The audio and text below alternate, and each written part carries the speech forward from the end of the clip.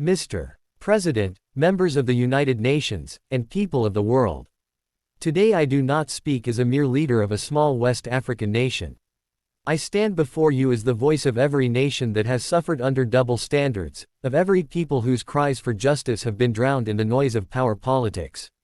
To Prime Minister Netanyahu and to the powerful nations that continue to protect crimes with silence, let me be clear, Africa is awake.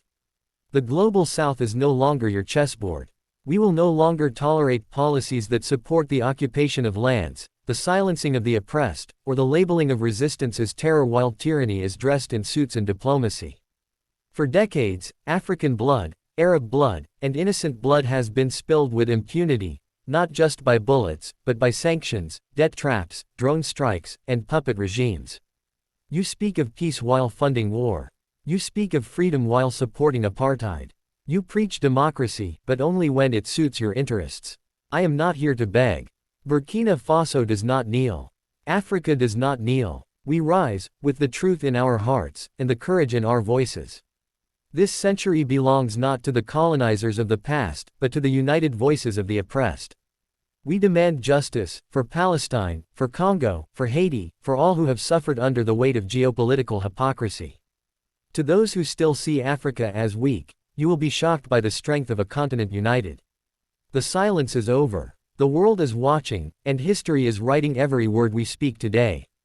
In the heart of West Africa, Burkina Faso's President Ibrahim Traoré watches rising global tensions. After a drone strike kills civilians near the Sahel border, Traoré is no longer willing to stay silent. His intelligence unit intercepts a confidential alliance pact involving Israel, Western nations, and African proxy leaders. A war for Africa's sovereignty is quietly being waged, and Traoré prepares to expose it. Inside UN headquarters, world leaders gather for what seems like a routine summit. But Traoré has other plans. His delegation smuggles in classified documents and visual evidence of covert operations, political assassinations, arms deals, and resource theft.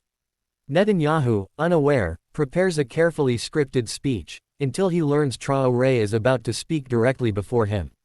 Traoré takes the podium. The room quiets. He abandons his written speech and delivers a brutal, unscripted warning, calling out Israel's actions, Western hypocrisy, and a system built to silence Africa. The age of Western immunity is over, he says. We will not ask for justice, we will seize it. His words go viral, sparking riots, debates, and fear among global powers. Fallout begins. Western media declares him a threat. Intelligence agencies label him unstable. African youth call him a revolutionary hero.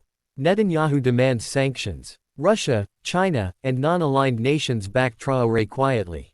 Assassination plots surface. Inside Cha's government, loyalties shift.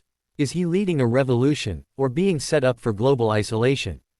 At an emergency UN Security Council session, Traoré plays his final card, undeniable proof of foreign interference in African elections, with leaked names and footage. As nations scramble to do damage control, Traoré declares a new African coalition, sovereign, independent, and no longer under Western command. But a sniper is already in the building.